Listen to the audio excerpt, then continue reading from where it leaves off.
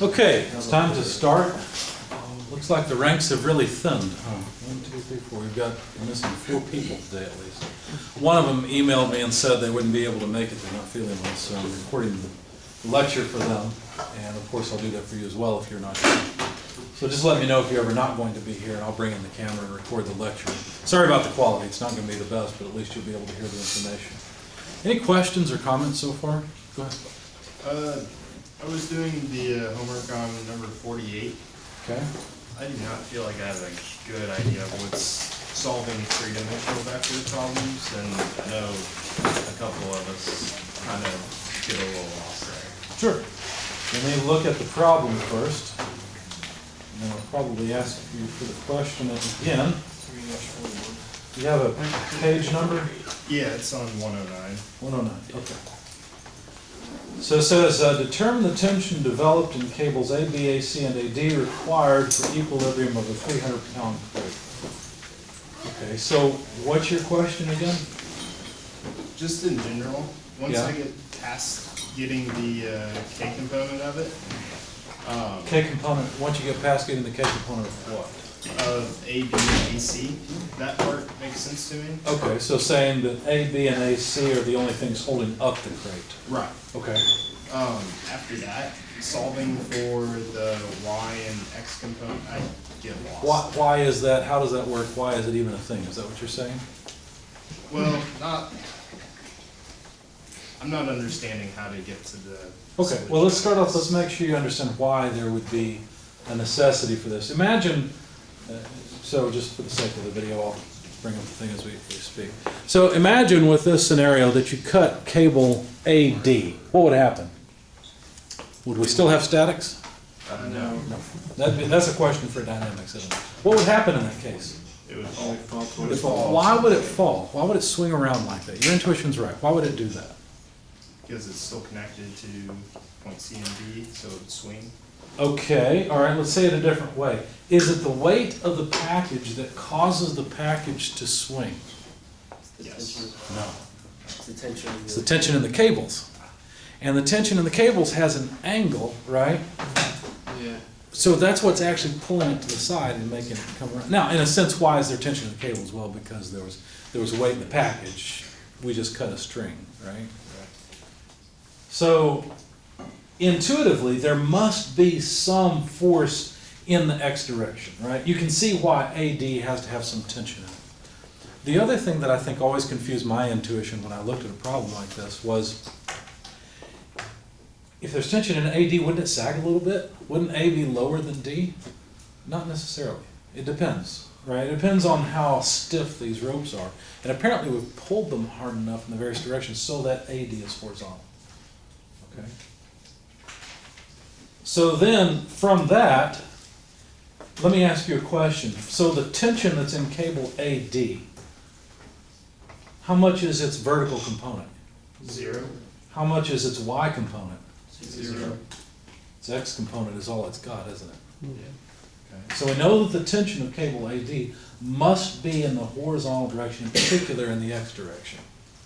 How about the components along the X-axis for AC and AB? Are they positive or are they negative? AC is negative. What about AB? It's also negative. It's also negative. So both AC and AB are pulling against AD, aren't they? Right? Are AC and AB pulling against each other in any direction? Y In direction. my direction, that's right. Yeah, you see that? So, is the package exerting any force in the Y direction? The package itself. No, it's just weight. Is AD exerting any force in the Y direction? No. Is AB exerting force in the Y direction? And so is AC. So what does that tell you about the forces in the Y direction between AB and AC? It equals 0 because they're opposite. They have to add up to 0. How do we know that? Because it's not moving. Because those are the only two that have components in the Y direction. In fact, if you write a sum of forces in the Y direction for free body A, right, that ring, the only thing that ends up having components in the Y direction are AC and AB, and that's it. You see, and you don't have to know this ahead of time. I went through this argument intuitively so you'd be satisfied with the results. So that when I go to the board and I write something like this and I say, I'll be on the screen, I say something like the sum of forces in the y direction, notice this is on free body A. We know there's a weight pulling on it, there's an AD pulling on it, there's an A, just put A in the middle. Which is the one closer to us? A, B? So when I sum, and I've tried to draw in 3 dimensions on a 2-dimensional board, so you have to look at the figure to understand what I'm saying. When I sum force in y direction, the only thing that has components are these, and one of them is the y component on B, which is positive, but the AC component is negative, so I just go ahead and do that. So I've just said mathematically what your intuition agreed with a moment ago, which is that the y component of AB and AC are equal and opposite, right? Because just rearrange this and you got ABY equals ACY. So that's one question. The other question a lot of students have when they first start working with vectors is, how do I break this down? Let me help you out just a little bit. Here's one of the sort of riddle questions I've come up with that I want to ask students. What is 3 plus 4? 7. Is it? Yeah. I didn't tell you everything. I didn't tell you if we were adding numbers along a number line. These are not equally spaced, but close enough. That's what you just did. You said 3 in this direction plus 4 in that direction are 7. You're right. Assuming we start from 0. Now you're wrong. There's 3 plus 4 and it's 5. Right? Because it's different directions. When you add numbers along one number line, you've done that since grade school, you get used to it and you think that's all that exists, but that's not. We could add, in fact, if you walk 3 paces east and 4 paces north, you're 5 paces away from where you began. So 3 plus 4 is 5, right? No way. But it's a direction thing, right? It's something a little different than what we're used to. I mean something different by the question than what you interpreted it as, which is along a straight number line, okay? So one thing that helps a lot when you start dealing with vectors is realize that this vector can be broken down into other components, and what's uncomfortable there is that that 5 gives rise to a 4 and a 3, and it seems like that's not possible because we're used to this. You see? So that's a little uncomfortable, and especially once you go to 3 dimensions. Let's pull an axis out here and just pretend that this vector goes out. We can draw it like this. And now it's something totally different because now we've got another dimension to deal with. Now we've got to be clear that this is 3, that's 4. So this is also 4 going up. And now we need to know how far out it comes. Maybe it comes out 2. So this vector, which I don't know how long it is, if I was clever I would have made up these numbers so that this would be some nice round hypotenuse length, but whatever it is, you can find the length of it. All you got to do is take 2 squared plus 3 squared plus 4 squared and take the square root. You got it. Right? Whatever that length is, that's how long this vector is. I don't understand how that works, though. Well, it's just an extension of the 2-dimensional case. Yeah, but I didn't know you could do that. I know. There's a lot of things that kind of get shoved into these classes that's like, hey, wait a second. You can do that with math? Yeah, actually you can. So it seems strange. I can prove it to you in a way that might be comfortable by simply going into SOLIDWORKS, drawing 3 lines at right angles to one another, and attaching from one point to the other, measure its length, then we'll find that sure enough it's 2 squared plus 3 squared plus 4 squared square root. Can you do it with 4 dimensions? I don't have a 4-dimensional CAD package, but the rule does extend to 4 dimensions if you're wondering. It's just what does that mean in 4 dimensions? I don't know. In fact, I just had a student meet with me. Infinitely? He was I don't know. That's a good question. Yeah, how are dimensional stuff? How does that work? So you can see where some of these questions from that seem nonsensical and yet have some meaning potentially in other fields. A former student likes to stop by every now and then. In fact, he and I were just talking. We talk about all sorts of things, religion, politics, but primarily we like to talk about, frontiers in science, things like quantum mechanics that we have no clue about, probably have no business talking about, but it's just fun. It's one of those it's one of those educated campfire conversations. Before you get an education in college, you sit around the campfire well, these idiots don't know what they're doing. You solve the world's problems around the campfire in a couple hours, and then you go home, right? Well, then you do the same thing once you got into college education. You're just talking about different stuff. And you solve the world's problems, and yet you still don't know what you're talking about. So anyway, it's fun. But anyway, yeah, you can do this. So Pythagorean's theorem works in 3 dimensions, which is kind of cool. Are you guys taking calculus? Have you been through? How many people are taking calculus right now? How many people are Calc 2. Calc 2? Okay. So have you seen something like this? F prime of x. Yes. Okay. Have you seen that is the derivative of f with respect to x? Yeah. Okay. Did you know this is just a fraction? And you can deal with it like you do other fractions, for example. In a hand-wavy sort of way. It's more like a unit conversion. So you're canceling the dx's? Yeah. That's something you can do. I learned that you could do that not in a math class, but in an engineering class. It makes more sense to me if you think about it as unit conversions. Sure, unit conversions are basically like fractions, aren't they? Yeah, but units, you have to take into consideration that you have the same units before you can cancel things out. Right, yeah, I agree with that. So anyway, we've meandered all over the place. I guess I'm still coasting from that conversation with the other student. But you were asking about this, and I think maybe what's confusing you is realizing that AB, for example, can be decomposed into a positive 1 foot in the y direction, plus 2 feet in the z direction, plus, well, minus 2 feet in the x direction. Do you see that? And so this hypotenuse that we're breaking down on 3 axes is simply motion along those axes. And you end up with the same effect as going from A directly to B. You see that? Yeah. Is that where you were struggling, or do we? No, Not okay. complete- Like, that did help. That was. Okay, that good cleared up- insight. So what else can we talk about?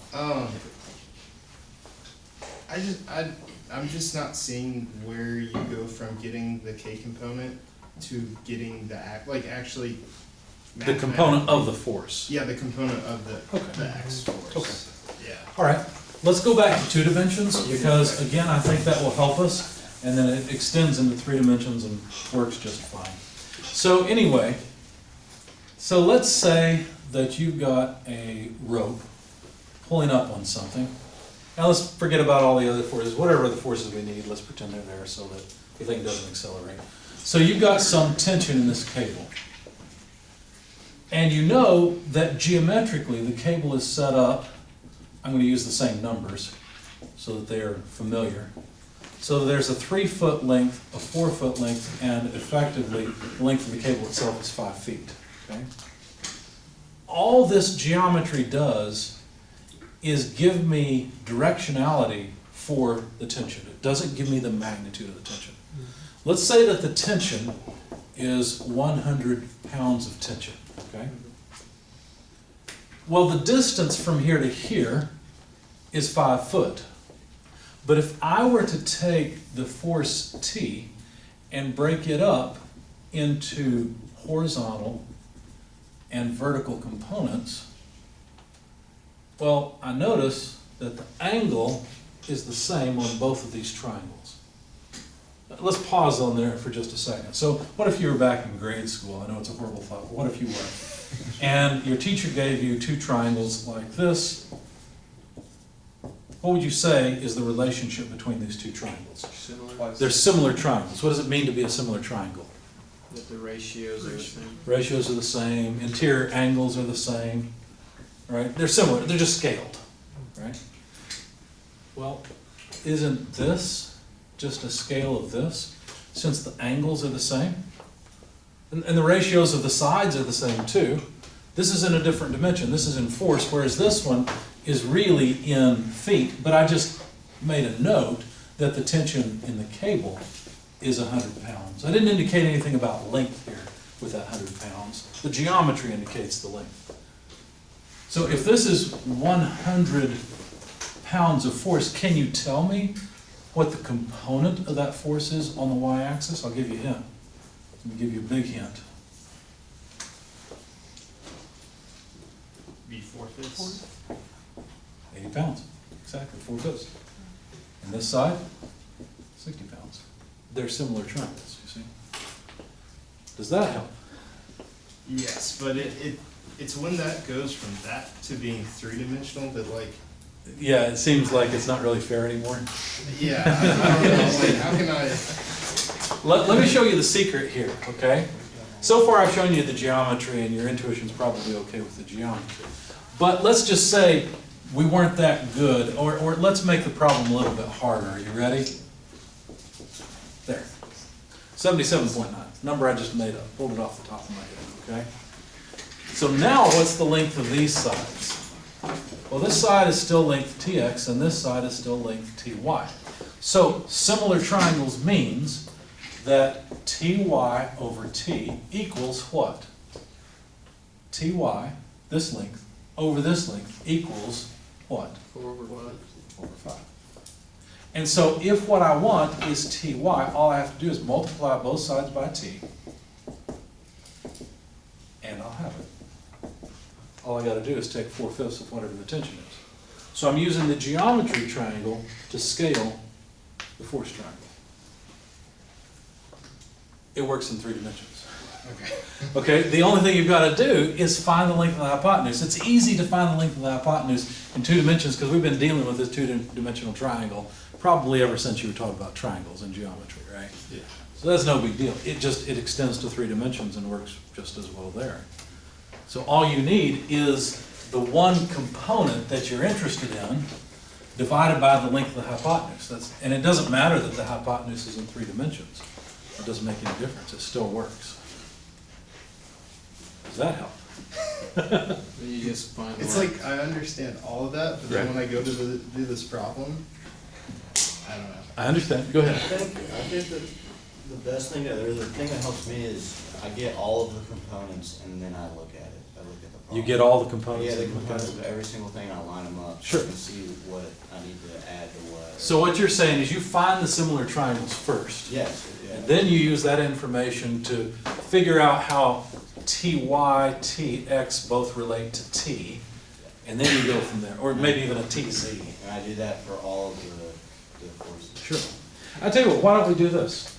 What about if you guys help me out here, and let's work on this problem, number 48. We won't go through the whole thing unless you really want to. Just as a side note, is Sure. a unit vector comparable to like the least common denominator between the two kind of thing? In a way, least common denominator in terms of direction, Yeah, not magnitude though. Yeah. but it's unitless, so you can find a unit vector with the given dimensions, like the, and then, Sure. yeah, and then you multiply the force for each one of those. That works just fine. Yeah. Yep.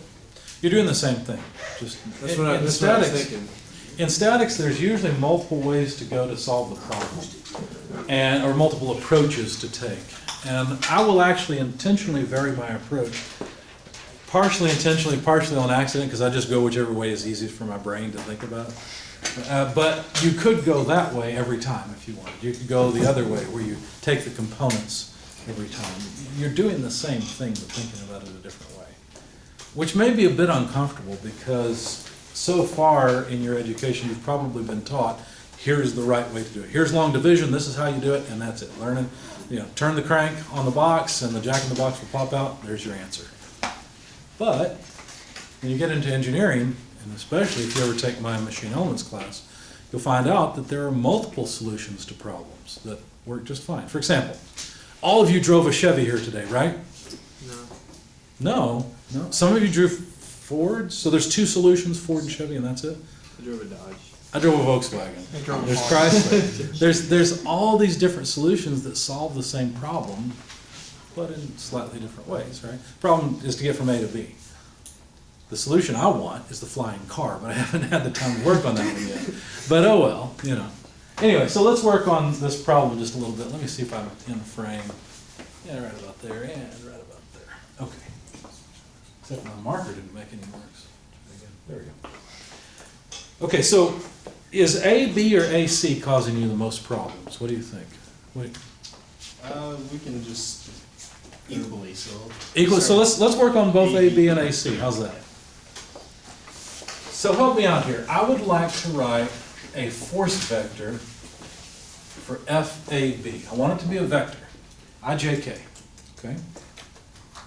So how will I write it as a vector? Right, what, AB? Yeah, the force in AB, the tension, or we could call it tension AB, whatever you want to call it. So it'd be. First of all, which way does it act, from A to B or B to A? A to B. A to B, so the head's at B, the tail's at A, right? That's the way it's pulling, 'cause it's a rope. So Okay. negative 2I, Okay, where does the negative 2I come from? negative 2 feet in the x direction. Good. So you're saying negative 2I, okay, then what? Somebody else. 1J. 1J. Plus 1J, okay, somebody else? 2K. Plus 2K, good. What have we just written here? So far, what are the units? Feet. Are feet force? So why are we writing this down? Are we wasting our time? No. You can take We're not wasting our time. Why not? because you can turn it into a unit vector. Because we can turn it into a unit vector. In other words, we can get direction out of this. What do we have to divide by to turn this into a vector that has magnitude 1? What do we have to do? The Magnitude. magnitude of the hypotenuse. That's right. And we just found out how to calculate the magnitude of the hypotenuse, didn't we? Okay. Now, what do I mean by this? Well, what I mean, and by the way, we know this number, right? 2 squared is 4, 2 squared is 4, 4 and 4, 8, plus 1 Don't is forget to 9. put your units on the bottom. Good point. That way it'll I like that a lot. That's a really good point, thank you.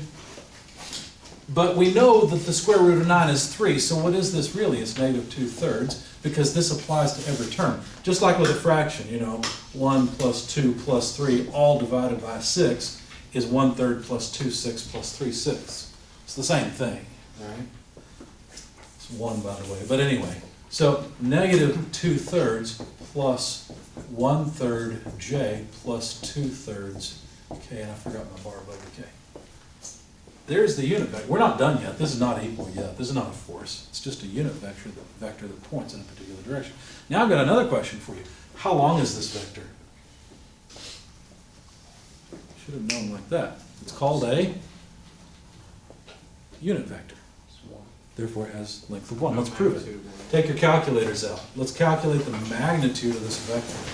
Negative 2/3 squared plus 1/3 squared plus 2/3 squared. What do you get? I'll do it up here. 4/9 plus, try it again, 1/9 plus 4/9. 4 plus 1 plus 4 is 9. Root 9/9 was what? Did I beat your calculator? But that's right, isn't it? Yeah. It has length of 1. So this vector is a unit vector. In other words, It's a bridge. it's a bridge, right? It gives us the direction for the force. And then if we simply multiply it by whatever the magnitude of the force is, which we don't know yet, but that's okay, this force will break down in the I, J, and K directions just like this. In other words, now I can literally write each of the components of the force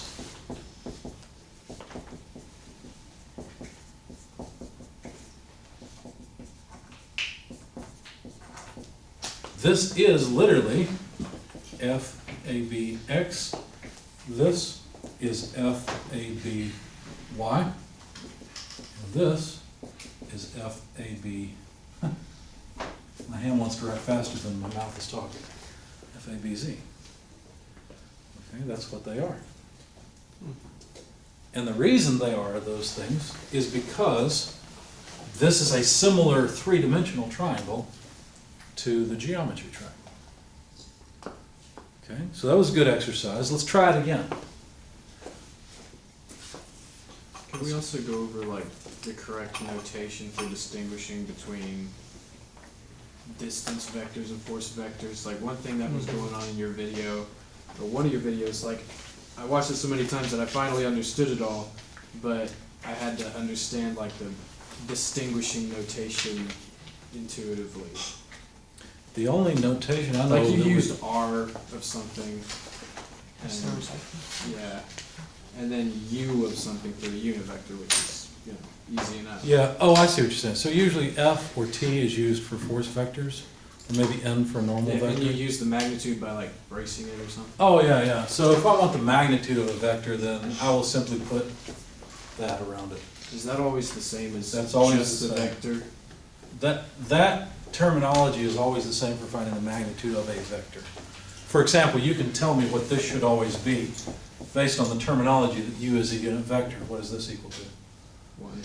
Exactly. Right? Whereas you don't know what that magnitude is because R is a position vector, and however long it is. So you use in this R- case, it was 3. Right? So you use R for position I vectors? use R for position vector. Okay. That's right. Good. Yep. You can remember because RU is kind of like Russia. Easy, RU. Those are about the only special ones. Everything else pretty much, I think, would be a force vector in this class. In dynamics, we use A for acceleration. Okay. Was that all Yeah, of them you can think of there? yeah, I just need to make a note. So is the zero position vector the same thing as a resultant vector? Is a zero position vector equal to a Is a resultant? position vector? You said you notified. No, position of the no. R. No. F sub R would be a resultant. Okay, so it's, a resultant would be a combination of multiple force vectors. Yeah, but the resultant can either be force or direction, it's just the resultant of Right. all the components added up. Components of moving along somewhere. Yeah, if a it's just the position. result of whatever vectors you add up, you keep your units. Right. Yeah, one of the things you'll find as you go through your studies here is that you have to realize that you're learning to speak a language. You know how, for example, if I say the word red, what did I mean? No, I didn't. I read a book yesterday. That's what I thought. See, I get to switch it around either way, right? Because red is the same word. It's pronounced the same way. So you got to understand from the context what is meant. And the symbols will be the same way. Let me predict some, let me foretell the future for you just a bit. In some of the classes, you're going to get upset because you're going to say, wait a second, I spent 5 hours on this, and that symbol was something different last class. How come it changed? Yeah, I hate that. I know, I did too. Until I learned to recognize the symbols in context, just like in language. And it's a pain, I agree. Fortunately, none of us as professors made up any of this. It's just the way that it is. I mean, when you grab a book on thermodynamics, for example, rho will be density, every time, okay? But if you grab a different book, rho might mean something totally different.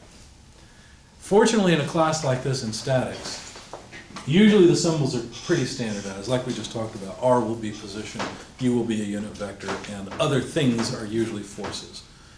Tension, normal force, friction force, even we'll get to that a little later.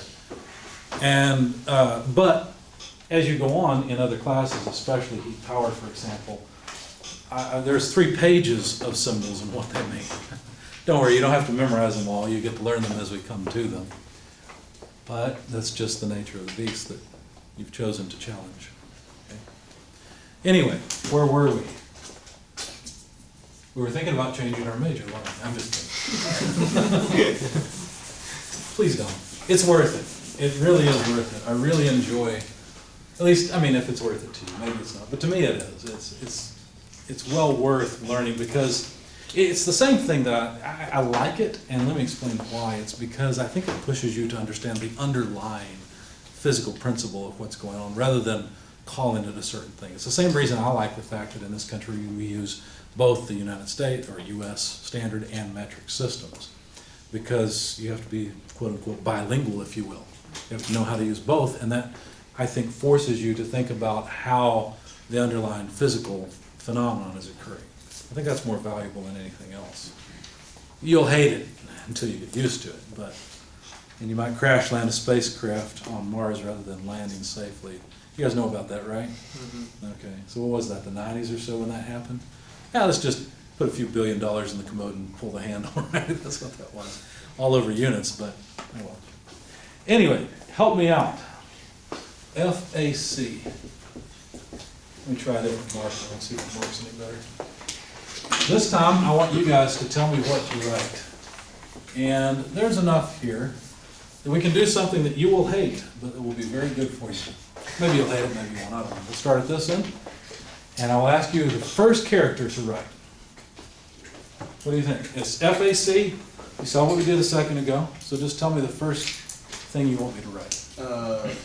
Are we doing IJK or? Yeah, we'll use IJK. And just don't tell me all of IJK. Just give me a number or something, right? Like a, -2. well, we're asking him. You'll get your chance. -2i. -2i. Okay. Next. -2j. -2j.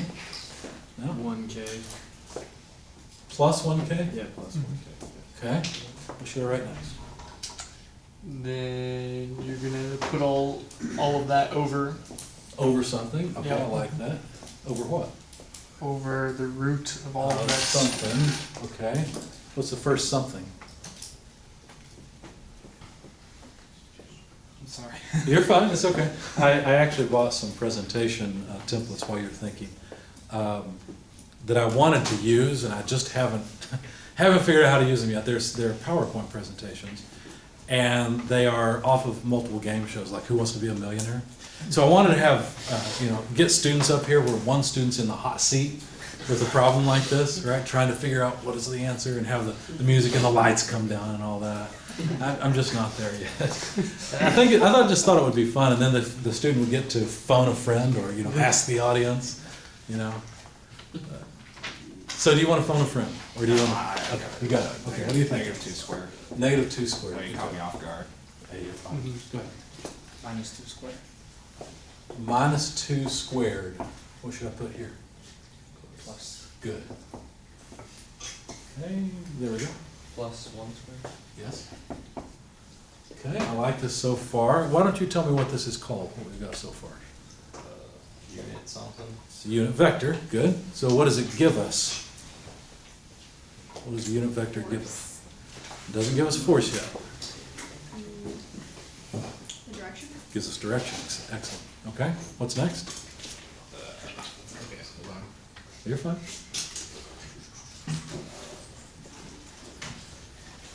Oh, you would divide it out, or?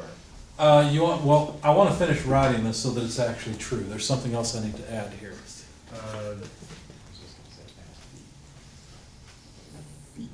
Units?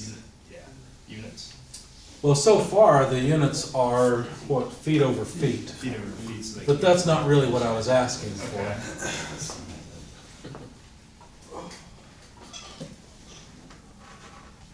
Students struggle in knowing when to write down a number or a symbol. It's really easy. If you know the number, write the number. If it's a symbol, just write the symbol. If you don't know the number, write a symbol. That's pretty much it, because what else are you going to do, right? Sometimes when we know the number, we'll write a symbol anyway, because we're getting at a meaning behind it. But in this case, do we know a number to put here? I don't think we do. So we'll have to use a symbol. What symbol shall I put here?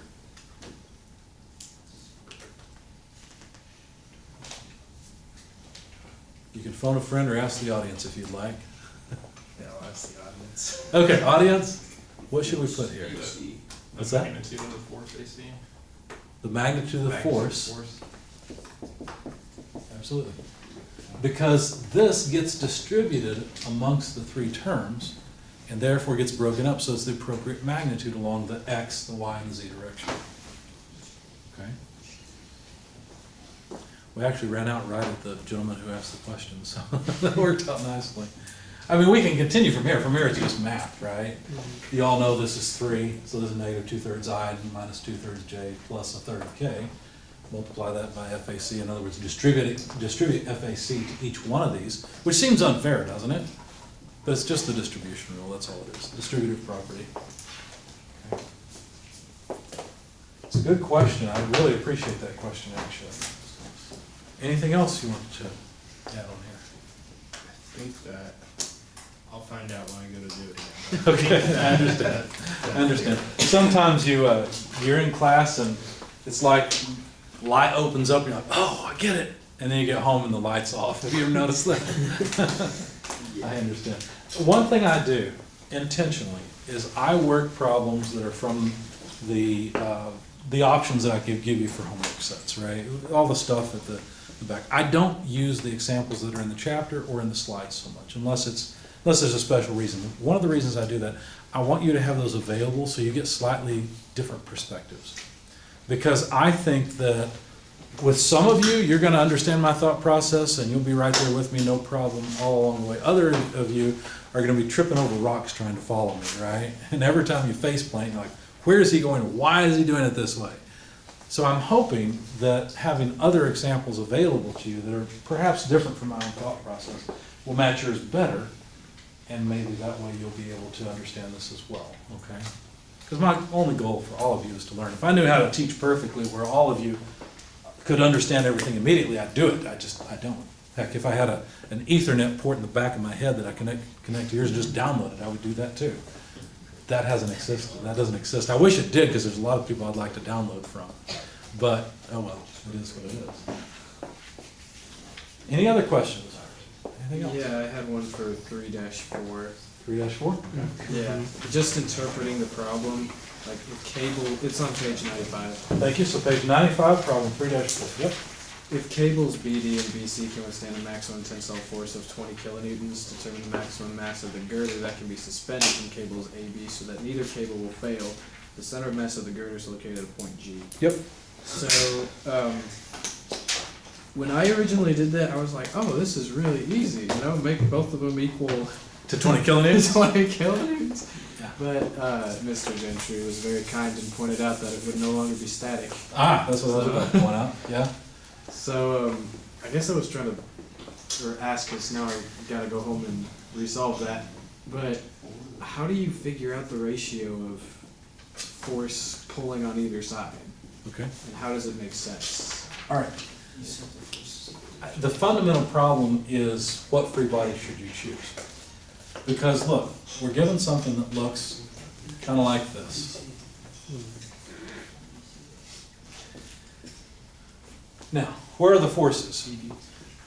If we take the whole thing as a free body, then we've got weight and we've got tension. We're asked to find the weight, which is equal to the tension. This is not very helpful to us, right? Because there's nothing here. I mean, if I say 20 kilonewtons is the maximum, is it possible that these are now taking more than 20 kilonewtons? I guess, right? I don't know. But they didn't ask about 20 kilonewtons in this. We've got to be really careful when we read these problems. They said BD and BC. Yeah, I Right. thought that meant that 20 kilonewtons apiece. Just- Right, I understand. We're going through the process, the thought process one at a time. Okay, so it's not this cable, so we're kind of lost. BD or BC is the one that can take 20 kilonewtons. This apparently can take as much as we like. So this free body diagram doesn't really help us. Here's another free body diagram. It's the one that I'm 99% sure you were thinking of.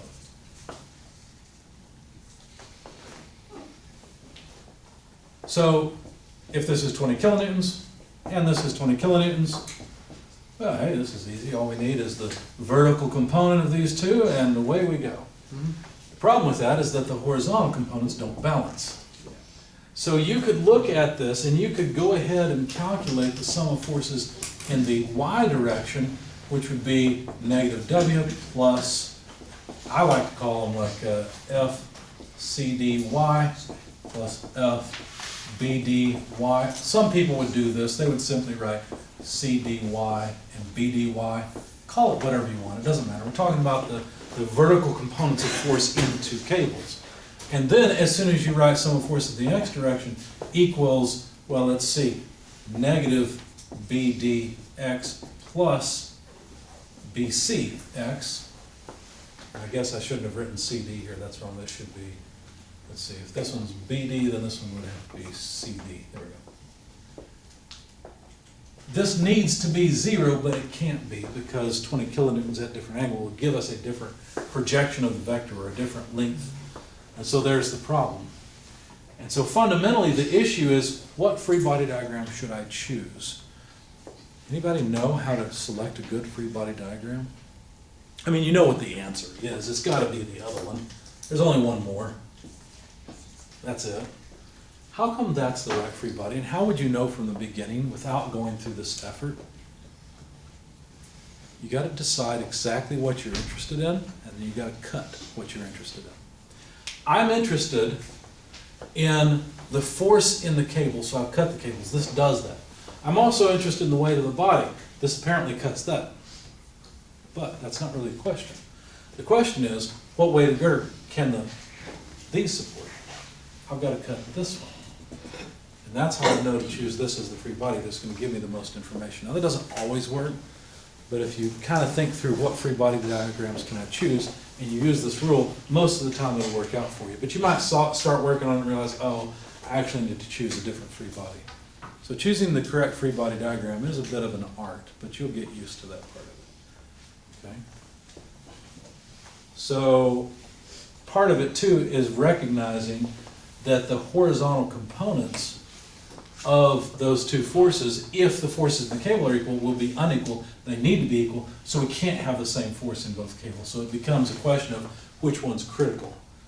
By the way, which one's going to have the higher force in it? Can your intuition tell you? The shorter one?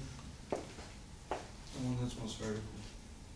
Okay, so the one that's most vertical, which is the shorter one. More at an angle. Somebody else says the one that's more at an angle. No, I think it's the most vertical one. Why?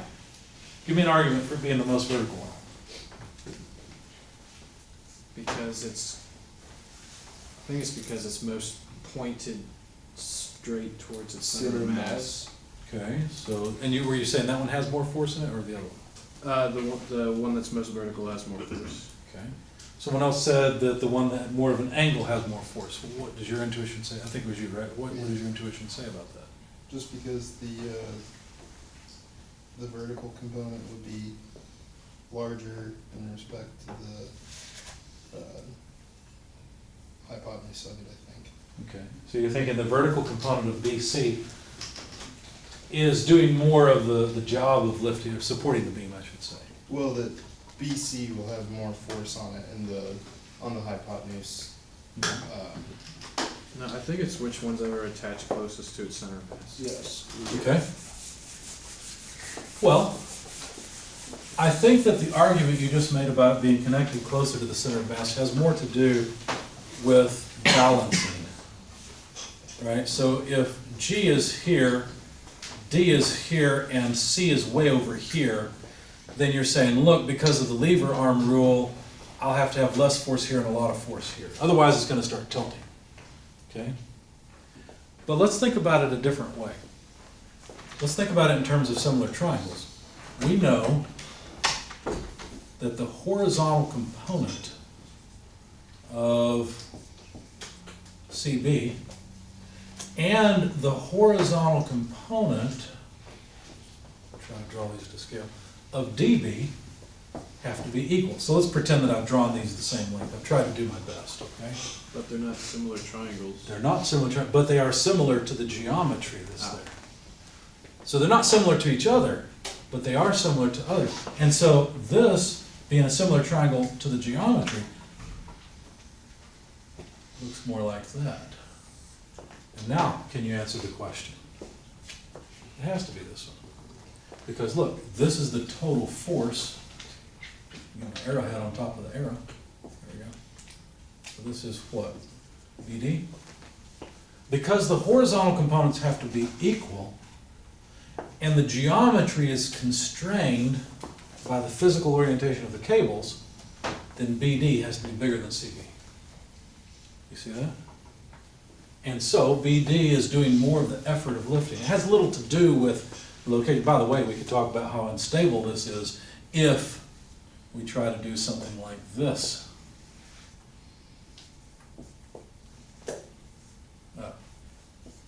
Obviously, I'm just drawing the vertical component.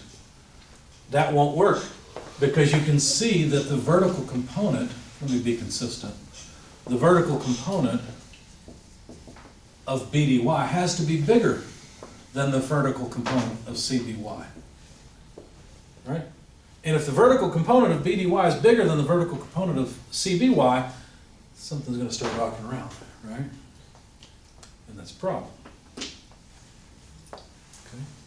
Okay? Did that answer your question? Okay. One of the things that will happen is your intuition will try to assert itself in these problems. Be careful of that. Your intuition is not always right in the first place. You'll see more of that in dynamics than you will in static. But also, a lot of times there are simplifications that we're making that, while not strictly correct in the real world, will give you a better idea of how the real world works. Okay? So be careful about assumptions like this, for example. And thinking that, well, because I understand how levers work, I know CBY better be bigger than BDY if it's drawn this way. Well, obviously it's the other way around, right? Because what's really important is that the horizontal components of those tensions be the same. Any questions on this? Any further on this problem? Any other questions? Any other problems? Good So discussion. how do you solve it? How do you solve it? Well, you choose the right free body diagram. Fundamentally, you want a free body diagram that recognizes the fact that the horizontal components of BD and CB are equal.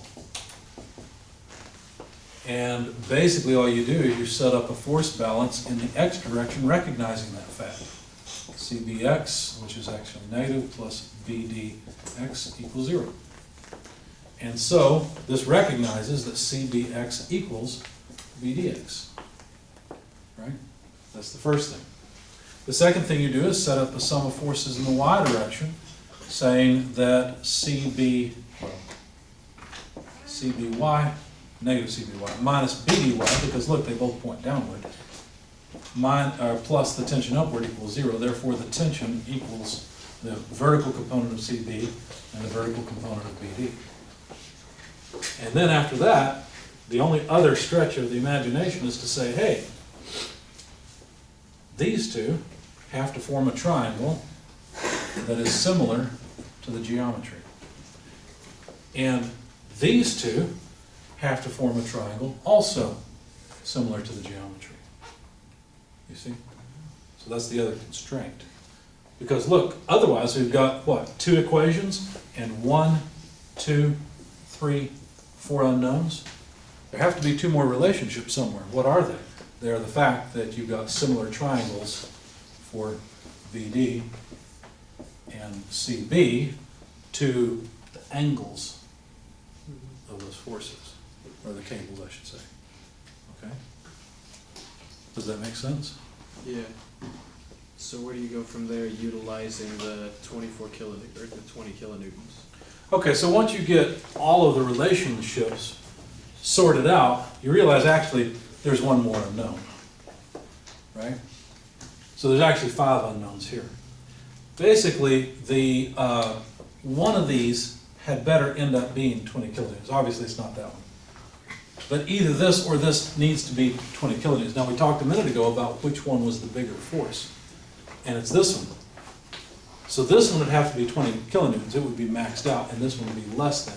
So you would plug in for BD, you'd plug in 20 kilonewtons, right? And then everything else would fall out. Okay? There's a difference in watching me solve a problem, because one of the things I'm struggling with is going slow enough, you know, showing you all these little details. I guess statics has been a while for me, so I really appreciate these questions for that reason, because it helps me remember to go back and show you some of these things. But figuring out how to do all this from a blank piece of paper is not easy. I want to recognize that fact. And so don't feel bad that you're unable to solve the problems on your own initially, or that you may struggle even watching my solution videos. I'm probably going too fast. I'm not thinking through all of this, because to me this is like, well, this is just known, but it's not to you, that's why you're in the class. It's a good thing. Okay? So just an encouragement that, it's kind of funny, I kind of preach the gospel of engineering everywhere I go. And my neighbor's from Costa Rica. He has a daughter, and I talked to her. It was kind of funny, because I lived on one side, and there was a man that's passed away. He and his wife lived on the other. It was a real great couple. And we kind of ganged up on her and said, look, you've got to be an engineer. It's awesome. And I remember her starting out in engineering school, and she was asking questions about it. Her mother told me something interesting. She said, yeah, she'll come home, and she's going through this. She was studying statics, literally. And, because she wanted to be a civil engineer. And she said, yeah, she'll come out of her room frustrated and say, this is so stupid, this makes no sense. And then about an hour later, she'll come back and say, okay, yeah, it kind of makes sense now. I get it. It takes a while to wrap your head around this stuff and begin to think the right way. But after you do, you begin to see, oh, I've learned something. This is kind of interesting. I see how that works. So don't be disheartened from this, okay? Anything else? All right. Well, if not, then let me turn the camera around. Hopefully people watching it don't get dizzy. And I'm not assuming you can see the screen really well. You'll probably have to pull up the slides from Brightspace so that you can see them. But anyway, I think we already talked a little bit about this. Remember we were talking about moments last time? What is a moment? 1 second. We're talking about a different kind of moment, right? It's a lever arm times a force. It's a torque, a twisting motion. It's a twisting type of force.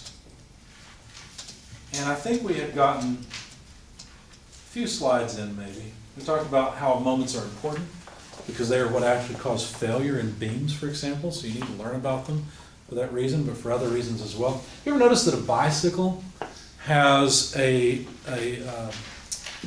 well, it's first of all a dead shaft. You know the difference between a dead shaft and a live shaft? A dead shaft is one that sits still, a live shaft rotates. So the axles in your car, for example, if you've got say you've got a rear wheel drive vehicle, and there are axles in the back that turn the wheels, cause the back wheels to turn. On the other hand, if you have a front wheel drive car, then you have drive shafts that go out to the wheels. Those drive shafts turn, causing the wheel to turn. But if you have a rear wheel drive car, then the front wheels sit on a spindle. That spindle's a dead shaft that the wheel rotates about. On the other hand, if you have a front wheel drive car, then it's the same story for the back wheels. They have spindles that the wheels sit on and is a dead shaft. Anyway, so then the torque developed in a shaft will tend to cause... How do you know how big the shaft needs to be? Well, you need to know the amount of torque in the shaft. The more torque, the more material you're going to need, and it turns out actually the larger radius of gyration you'll need, but we'll talk about that later. You need the material spread out from the center. But anyway, moments and torques appear in many different places that are very important. Oh, but what I was going to say about bicycles. Have you ever noticed that on a bicycle, the dead shaft is supported on two sides? So you've got force from the wheel coming up in the middle, essentially. But even on the front fork, it's supported in two places. On the back wheel, it's supported in two places. Same thing for most motorcycles, but there are some motorcycles in particular, I think BMW does this a lot, where on the back wheel, instead of having straddle-mounted shafts, they have a cantilevered shaft, so you can put the wheel on and off very easily. You ever notice that? There's some problems with having a straddle-mounted shaft on a bicycle, for example. The problem is that if you have a flat tire, you got to take the whole axle out, take the whole wheel out to get the tire off and put a new tube and tire on. Ask me how I know. You all know it too, right? You've gotten a flat on your bike before. So it's awful convenient to have a cantilever thing. Notice that most cars, most trucks, well, in fact all of them that I know of, have cantilevered shafts, right? And they have to be larger, beefier shafts because why? Because now there's a moment, right? And that moment is actually maximized at the root where it's attached to some type of a hub or a frame or something, right? But if you straddle mount it, there's actually still a moment in the shaft, but it's not near as large, and you can get away with a lot smaller diameter shafts. Okay? So anyway, the magnitude of the moment in a beam or in an axle or whatever is really, really important. And of course we can use levers as well as I showed you last time in order to do things that otherwise, I mean, have you ever tried to pull a nail out of a board with a bare hand? Unless you've got a very loose hole, it's not really possible. So having a lever on the end of your hammer is a good thing. And like we talked about taking lug nuts on or off of a wheel, having a little bit longer moment arm can help because the moment is the force times the distance. And if you need more of it, just increase more distance. Now you don't have to push as hard. I can only apply so much force, right? The maximum amount of force I can apply is probably my body weight standing on something, right? My arms aren't going to push my body weight. If they could, I'd do upside down handstand push-ups, but it's not a thing for me, okay? Probably never will be. So if I want to apply more torque, I'm going to get a longer lever arm because really the moment or the rotational force, if you want to think about that, is the product, the mathematical product, the multiplication of force and distance. Okay? And that's all well and good, but what if that force is at a little bit of an angle? Then what happens? I'll ask you, what do you think? Take the components. Take the components. Why would we take the components? Same reason you take the components to find the weight. Exactly, because you can. Right? Vectors would break down into components, and then we could think of this, instead of as a single force with some angle, we could think of it as a force with components along the direction, which doesn't really help twist, and a component perpendicular to the direction. Right?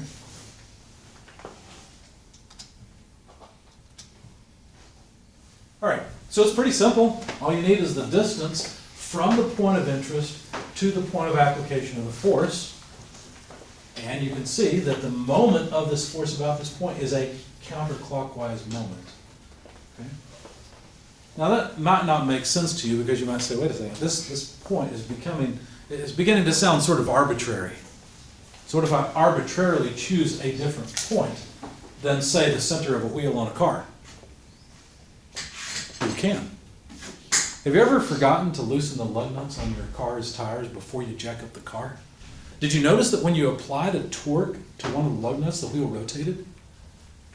It rotated about its own center, it was constrained, but you weren't applying a torque to the center of the wheel. You were applying a torque to the lug nut, which was off center of the wheel. And yet, the tire behaved the same way as if you were to apply that torque to the center. Literally, it's no more, no less. In fact, it doesn't matter where you apply the moment on the wheel, you will get the same angular acceleration. Or you'll get the same effect if it's static. If it is on the ground, you'll get the same effect. Okay? So if you wanted to calculate, for example, hopefully I'll be in frame here. I'm not. I'll move this over. So let's say you wanted to calculate. You've got a tire, and you've remembered to set it on ground to loosen the lug nut. If you apply a torque here to get this off, guess how much force is required of friction in order to resist that torque? Well, here's the center of rotation of the wheel. I'm sorry, my drawing's not perfect. This is supposed to be a lug nut. This is supposed to be the center of the wheel. It would turn out you would really need, let's see, friction would have to act in that direction. You would need the friction force, we usually use a lowercase f, times the radius of the wheel to resist that torque. In fact, even though this torque is not applied about the center, that's the equation for it. You simply need the friction force times the radius of the wheel. It's kind of interesting that it works that way because we're so used to forces being, somewhat dependent on where we apply them, right? If I want a body to be in static equilibrium, well, I got to apply forces in the right direction to keep it in static equilibrium and at the right points. Okay? All right. Now notice that the distance d is perpendicular to the force. In fact, all we need is the perpendicular distance. What if you don't have it? As a matter of fact, a moment ago I suggested, sorry to keep moving the camera, but I made a suggestion. I said, what if we've got, okay, so here's our center of rotation, here's the distance we're playing with, here's the force we're applying. It's easy to calculate the moment, it's just distance times force. Fine.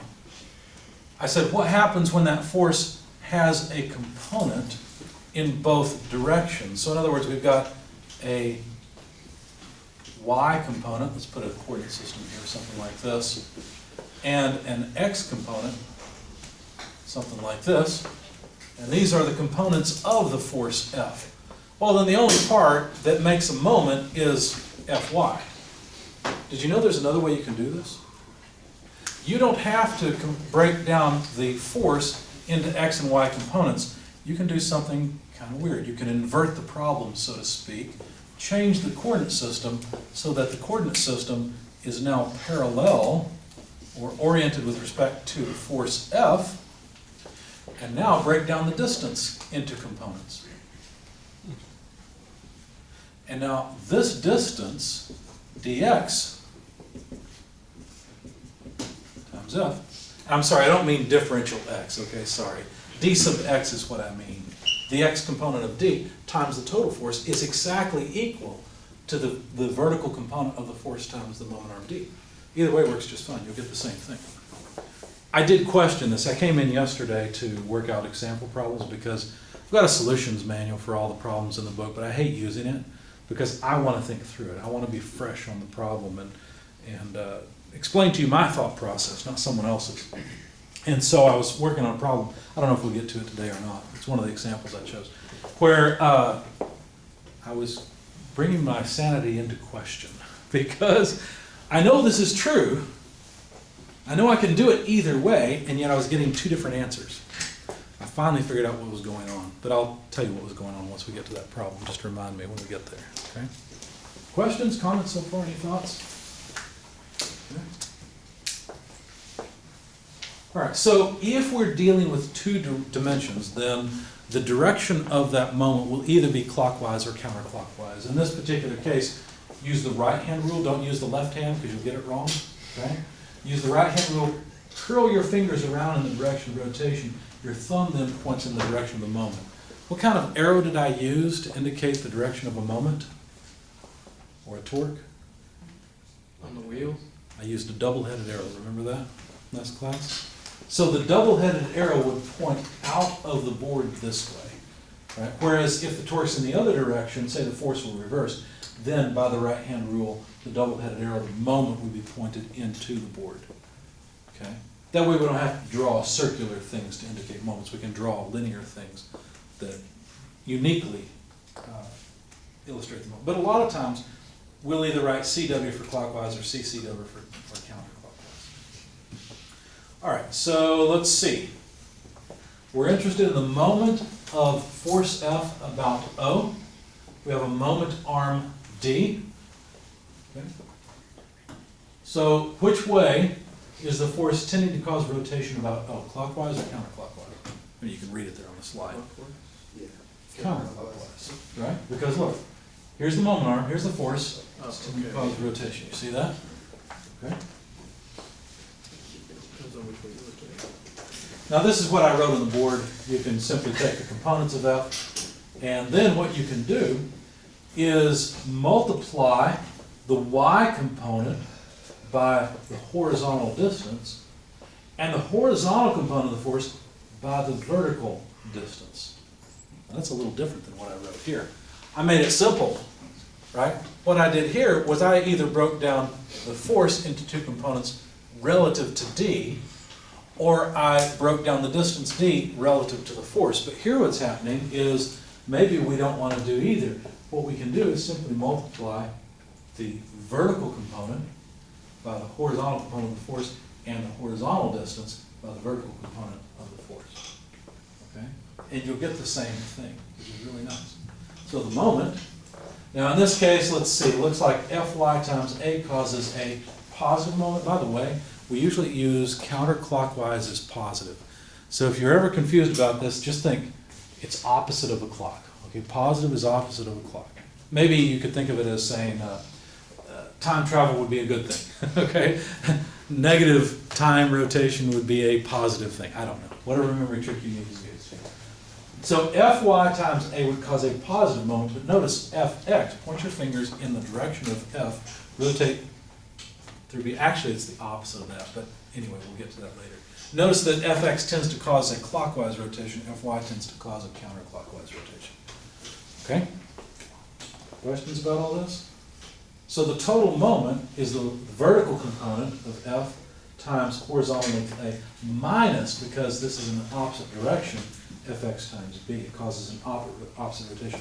This causes a counterclockwise rotation. This one causes a clockwise. Clockwise is negative. Okay? How do we know that? It's by convention, it's by definition. So right-hand rule, counterclockwise, positive. Pointing out towards us is positive. So how is that one counterclockwise? Is it because it's angled that way? How is one counterclockwise? Like the one on the top left. Well, let's look at the components first, because that's what this is. Okay? So Fx is this way. It's above O. So what way will it cause rotation? Imagine a string connected. Now here's what's confusing. You can move vectors around. They have to maintain their direction and magnitude, but you can move them wherever you want, pretty much, within reason. Let's just move Fx along this line, put it right back here, and look at what it's going to do. Imagine a string from here to here. It's going to pull it around clockwise. Similarly, Fy is right here, but we can imagine moving it down here, right? And it's gonna cause a counterclockwise about O, because of A being off to the right. So that's why it's counterclockwise? Right. That's why Fy's moment is counterclockwise and Fx's moment is clockwise. So if it was, let's say it was on the right side or like, Okay, so Fy on the right side or Fx on the right side? FX. If Xx were on the right side of what? So like if it was in the, let's say the whole problem was just flipped the other way, would it be, Well, it depends on how you want to flip it. Do you want to rotate the whole thing, or do you want to mirror image it vertically or mirror image it horizontally? mirror or, Mirror vertical? yeah. Okay. So now we've got F over here. It's down below O. All in all, what kind of rotation would it cause? Move it down here. Now here's your moment arm. It would cause a clockwise rotation over O. So mirroring vertically would cause the opposite. Yep. Now we could also break it up into dimensions, because B would still be the same, but A would now be over here, right? And so if we imagine F going off this way, well, it's got a positive component here, so it's tending to cause clockwise rotation about O, because the moment arm is over here, the vertical component of F is here. And Fx is now this way, so it's tending to cause a counterclockwise rotation. So their signs would be opposite of one another. Good question. Any others? It's good to think through these things. If you're just listening to me talk, you really need to start thinking about flipping these things around and how this works. So if Fy and Fx were both at like 45 degrees to F, so if the angle between F and Fy was 45 degrees, the angle between F and Fx was 45 degrees, Gotcha? then which way would it rotate? Well, what would you know about Fx and Fy? If this is a 45-degree angle here, what's true about Fx and Fy? They're going to be the same length. They're equal. Which one has the longer moment arm? Fy has the longer moment arm. Fy is going to win.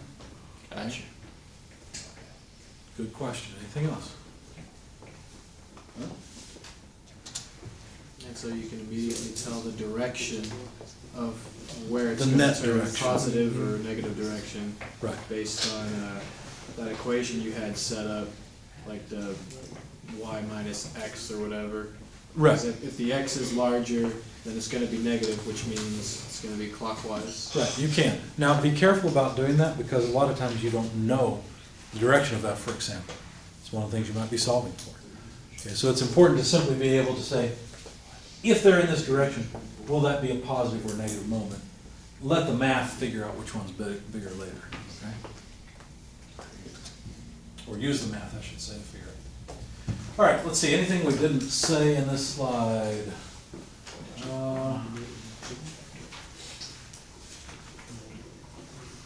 Yeah, that doesn't matter. What matters is the cross product. Now, I had you guys watch a video set one time when I was out, the 3 blue, 1 brown video. How many of you watched the 3 blue, 1 brown video? Good, most of you. If you haven't seen it, you need to go back and watch it, because there's some good graphical interpretations of the dot product and the cross product. The cross product is pretty easy, but what's difficult about it, I think, is the fact that it's a definition. It seems like, well, why would we care about this definition? Who cares? Well, because it's useful. I was trying to convince you of that last time when I drew my tire and the lug nut, and the fact that the reason that the cheater bar was useful, because actually there are multiple moments going on. Remember, there was one moment tending to round off the nut, and another moment that was actually useful and would either tighten or loosen the lug nut. I'm trying to convince you of that. And I'm not sure that I did a good job of explaining how really a moment is developed as a cross product of two vectors. Those two vectors are a position vector and a force vector. In fact, the cross product, it turns out, let me ask you a question. You'll know this answer intuitively. Let's go back and play with our, I keep forgetting, I like a combination of the board and slides, and I've forgotten. So let me do one more thing. Let's change the angle of F. Help me out here. How much moment would F have about O? Zero. None. Why? There's no distance. Oh, but I see a distance here. yeah, but this passes right through here. There's no distance in this direction. There's no distance perpendicular to the force, right? The force could pass right through the point about whose moment I'm trying to take, right? So that wouldn't work. It wouldn't give me anything. Notice something interesting about this. We could draw a vector from the point of interest to the point where the force is applied. What do you notice about those two vectors? Collinear. They're collinear, they're parallel to one another, right? More importantly, you're right, they're collinear. And so since they're collinear, the some mathematical operation between these two is zero. It turns out that's the cross product. When you take the cross product of two vectors, if those two vectors are collinear, you will get zero. However, if you take the cross product of a position vector and a force vector, for example, where they are at right angles to one another, and now they're perpendicular, you'll actually get the maximum out that you can. If you take that same vector and you angle it, you'll get less, because look, there's just a component of it now that's actually causing rotation, or causing a moment, an angular force, if you will. Okay? So the cross product actually mirrors this exactly. And so how do you take the cross product? Well, it's pretty simple, but it involves the right hand. And by the time you're done, you'll feel like you're making gang signs, okay? But you're not. What you do is you take your right hand again, it's the right hand rule. You point your fingers in the direction of the first vector, which is A. And by the way, in regular multiplication with scalars, it doesn't matter what order you multiply them in, right? But in the cross product, it matters. In the dot product, it doesn't. In the cross product, it does. So you have to point your fingers in the direction of the first vector, which is listed first as A. Rotate your fingers through the minimum angle so that your fingers now point in the direction of B, and your thumb will point in the direction of the cross product. Okay?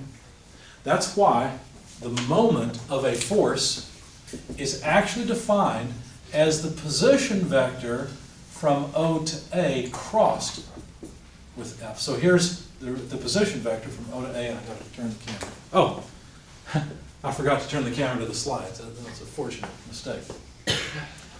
So if I want to figure out in what direction this force causes a moment, well, I mean, just intuitively, I can see it's coming out of the board, but watch this. Point your fingers in the direction of ROA. Rotate your fingers in the direction they actually curve. They don't curve this way, right? I mean, unless you got really flexible joints. So how am I going to rotate this through the minimum angle to get to F? What is the minimum angle to get to F? Let me draw F over here. There's the minimum angle to get to F. I'm going to have to turn my hand like this so that I can rotate it through the angle to get to F. And now, you see how the torque points out this way, which is the correct direction. That's a cross product, okay? So R crossed into F gives you the torque vector, gives you the moment, okay? So all it is a cross product. Now, a lot of times what we care about is a unit vector in that direction, or maybe we care about the actual moment. It doesn't matter. There's several different things to point out here. There's an interesting feature, though, of the resultant vector C, which, by the way, is not a unit vector necessarily. We can make it a unit vector if what we want is just direction. But it's not. I don't know why they put UC on here. They should have put C. But anyway, I guess this big vector is C. There's an interesting feature of this vector. Does anybody know how C relates to both A and B? It's actually perpendicular to both. So if you take the cross product of one vector into another, the resultant vector is actually perpendicular to the first and perpendicular to the second. It doesn't matter what angle those vectors have between them, as long as they're not right on top of each other, then the cross product doesn't make any sense, right? But a cross product will find a vector that is perpendicular to those two. So basically, you can think about it as these two vectors define a plane, and this resultant cross product is perpendicular to that plane every time, okay, which is kind of neat. It's one of the properties of it. All right. Let's see. So basically, anything to say? Yeah, there's one thing to be said here. You can write the cross product of two vectors as the magnitude of those two vectors times the sine of the angle between the two vectors times the unit vector in the cross product direction. Okay, that's also true. I don't have that one memorized, I probably won't use it much, but it may be handy in some problems. Okay, that is also a property of the cross product, or relationship. Now, when we take cross products, we're dealing with vectors, and we're kind of multiplying components together. That's how we'll do it mathematically, is we'll multiply components of vectors together. So if you think about the components of a vector, there's a length along the coordinate directions, right? The I, J, K directions. So basically we'll end up multiplying unit vectors together. How do you do that? Well, it turns out that actually those unit vectors are what you're taking the cross product of. The magnitudes come out and you just multiply them together. That's just regular math. But it's actually the unit vectors that give rise to the cross product. So for example, if we want I cross J, well, what is I? It's a unit vector along the x-axis. J is a unit vector along the y-axis. Take your hands, it'll be a little difficult, you may have to turn around. Point your hands in the direction of x, that's I. Rotate through the minimum angle, right here, 90 degrees to get to J. Your thumb now points in the K direction. So I cross J equals K. Now let me ask you a question. What is J cross I? Try it. Use your right hand. Give it a shot. Negative K. What is it? Negative K. Negative K. That's right. Prove it with the right hand rule. So point your fingers in the direction of J. Rotate through the minimum angle I. And there's negative K. See that? Why is it the minimum angle? That's just the way it's defined. If you were to rotate through the maximum angle, you get the opposite direction, which would be, I guess, the left-hand rule. Oh. We use the right-hand rule by convention. Right-handed coordinate systems, right? By the way, that's what a right-handed coordinate system means, is that rotating through the axes in order, X, Y, Z, will give you each axis in turn. Try it. What is J cross K? Take your right hand and try it. It's I, isn't it? How about K cross I?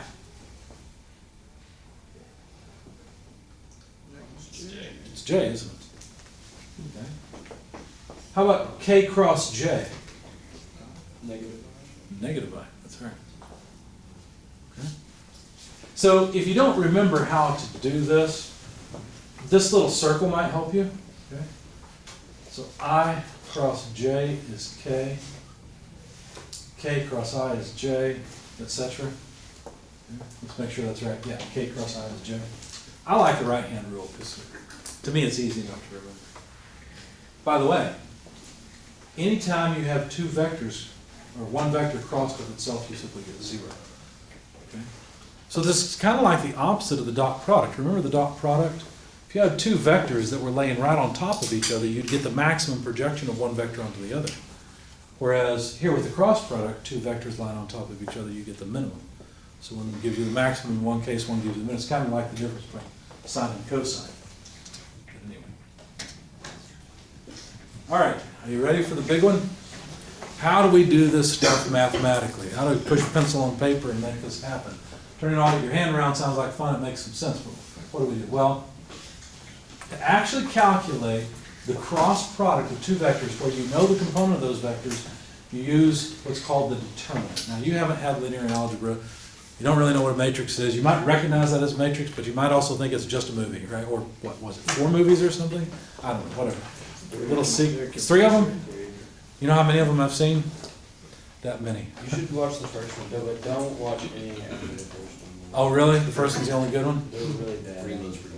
I think I've watched bits and pieces of the first one, but I wouldn't know it from the others. I've seen the bullet scene, you know. I guess there's multiple bullet scenes, aren't there? Yeah, the whole movie. The whole movie's a bullet scene, okay. All right, so anyway, how do we do this? How do we take, what do we mean by the determinant? Well, it's a particular mathematical operation on this. It's actually easy to remember. Now, the dot product is easy because you just take the components. The I components get multiplied together, J components get multiplied together, added, K components multiplied together and added. That's easy. That's an easy operation. This one, you kind of need a little help. All right. What you do is you write out a matrix, I, J, K. Always start that way. In fact, let's take an example.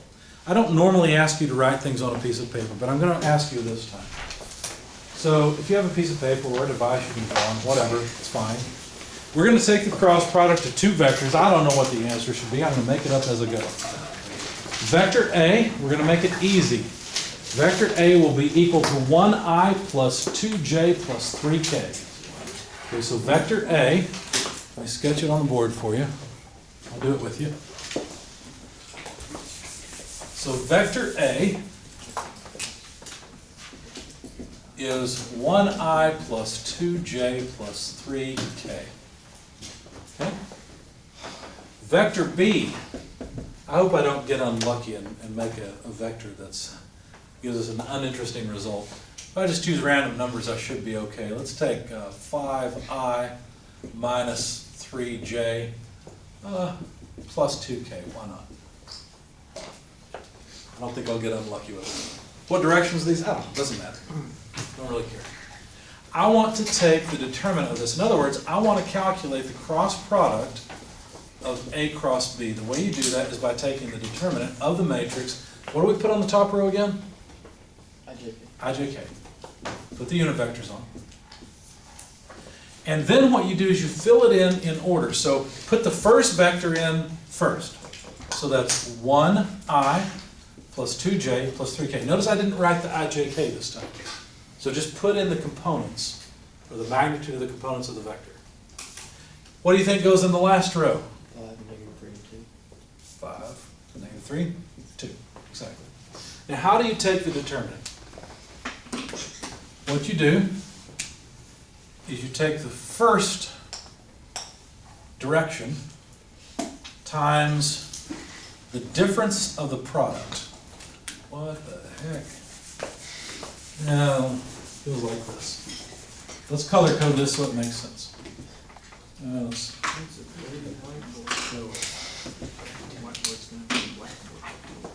How are we doing on space? Move over just a tad.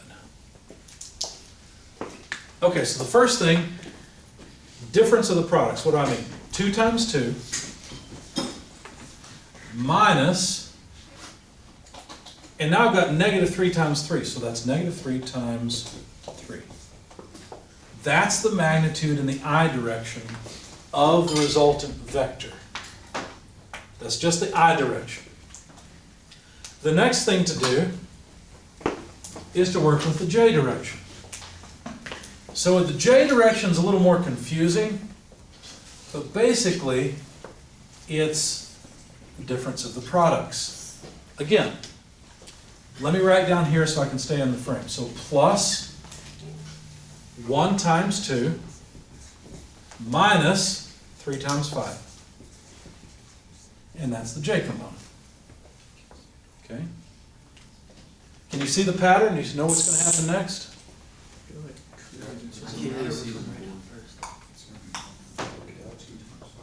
What could you not see? I'm sorry. The second, you can put a second one for J. For J? Like the way 1 you did it. times 2. But I think we're just saying it like when we try to look at the camera, we probably won't be able to see it. Maybe not, yeah. Yeah. And if you watch It's this really one, light fine back if you here, don't. So it's kind of hard to see. Yeah. This is more for the sake of the other student. I'm hoping she pauses and goes back and looks through it. Okay. This will be here in the slides too. So, tell me what to write if you think you see the pattern. Plus what? 1 times negative 3. 1 times negative 3. Good. Minus 2 times 5. Minus 2 times 5. Good. In what direction? Okay. That's it.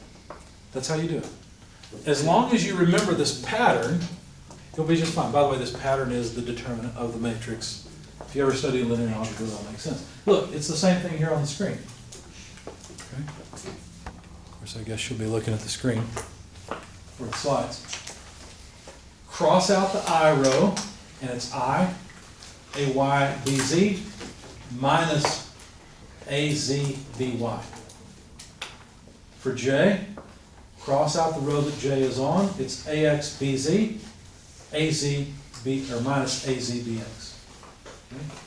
And, can you see the mistake I made? I forgot that this one has to be negative. It should be negative J. So I've got a mistake at the border. I should have a negative. Good thing I'm reviewing this. Huh? Why is it negative? It's the way the determinant works. Here's what? Okay. It'll always be a negative. For that second component, that'll always be negative, and the last one will be positive. Why? Why? Because that's the way the determinant works. It's the way it's defined. I don't like that. I don't either, but you gotta study linear algebra to understand why it's that way. But the last one then, you cross out k and you just need ax by minus ay bx. The author of the slides even has a remember the negative sign, and I forgot it.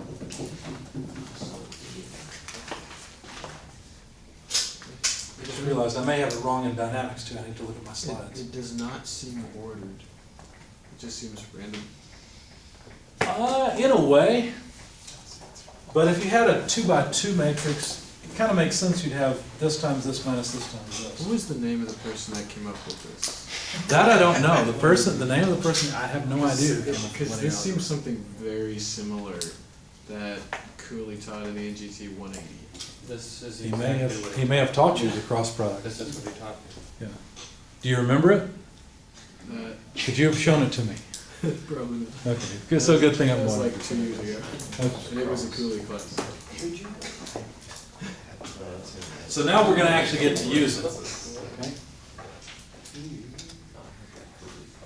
So, if we want the moment of a force, all we have to do is take the cross product of the position vector from the point where we want the moment to the point of application of force, crossed with the force itself. That's the vector cross product. So the moment that we get will be about some axis that is perpendicular to the plane defined by the position vector and the force vector. Okay? That's the total moment. Sometimes we don't want the whole moment. Sometimes we want components of it. You'll see an example problem whenever I get the chance to work it. That shows. You know what I just realized? You guys didn't remind me about your break. Are you not used to having a break? It's too late. Too late? You want to just truck on? Our break's already fried. 5 minutes is not going to help. Okay. We will continue then. So basically, to get the moment, we just take the cross product. Now be careful. Remember, the cross product order matters. You won't want to take F cross R. It's R cross F. How do you remember all this stuff that you're supposed to remember? Well, fortunately, you don't absolutely have to. All of my tests are open book, open notes. So you don't have to memorize anything. But you do have to understand it. Because if you really want to fail one of my tests, just think, why bother studying? It's all in the book, right? I'll figure it out on the test. No, you won't. You don't have time. There's no way. You better understand how to work with this stuff. And it's not a super speed race. It's just, do you understand it well enough to put it in practice in a reasonable amount of time? That's really the question. Okay? Are the test timed? Yes, my tests are timed. Yep. And by the way, if you have accommodations from the DRC, the Disability Resource Center of Purdue, please let me know because you get extra time on the test, okay? And we need to plan for that and figure out exactly when your extra time will occur. All right. So R is the position vector from point O to any point on the line of action of F. Okay, that's kind of interesting. That's the other piece here. So, all we got to do is take the determinant of this matrix. Notice we put the position vector first, the force vector second, and we can calculate the moment. So if you understood all that about determinants and you remember the pattern, great. If not, just write this down and use it. It's always this way. Yeah, that's the way Cooley had it. Okay, probably. So now you see where it comes from, sort of. The name of the person that came up with it, I have no idea. By the way, linear algebra is a really good way to solve linear equations all at once. You'll end up seeing when we deal with forces in 3 dimensions that are all unknown, you'll end up seeing that being able to solve for 3 unknowns at once is pretty handy. As a matter of fact, you can see all the dark stains on the board from where I recorded homework solutions and posted them. In one of those, I was trying to solve 3 equations and 3 unknowns, and I got really lucky in the way that I chose to approach it. Literally, I was working on it in my office, and I was like, oh, hey, that was handy. I got one of the variables immediately. And I did something else, and I realized, oh, now I got the other one. This is not bad, but that's not the way it usually works. Usually it's a little bit of a pain to solve 3 equations and 3 unknowns. Because you have to put 2 of the equations together to eliminate one unknown, then solve for one unknown in terms of the other, plug that in, and then, go So from basically, a cross product can do that for you. No, it's not the cross product that does it, it's more ideas from linear algebra, where in linear algebra what you do is you set up 3 equations as a matrix, so you basically just set up the coefficients of the unknowns, and you use some matrix, it's called matrix inversion, where you try to turn the matrix into what's called an identity matrix with just 1s across the diagonal and 0s everywhere else. Once you do that, it's the same thing as solving for the unknowns, which is really clever, it's really neat. And if you use a program called MATLAB, have you guys ever used MATLAB? Some, yes, no, maybe? Okay. That's what MATLAB can do very well, is invert matrices for you. In other words, solve for unknowns. Very good. All right. So there are examples here. I don't want to go through these examples. What I want to do is work examples that I've selected. So I'm going to pause the video and pick it up with an example next.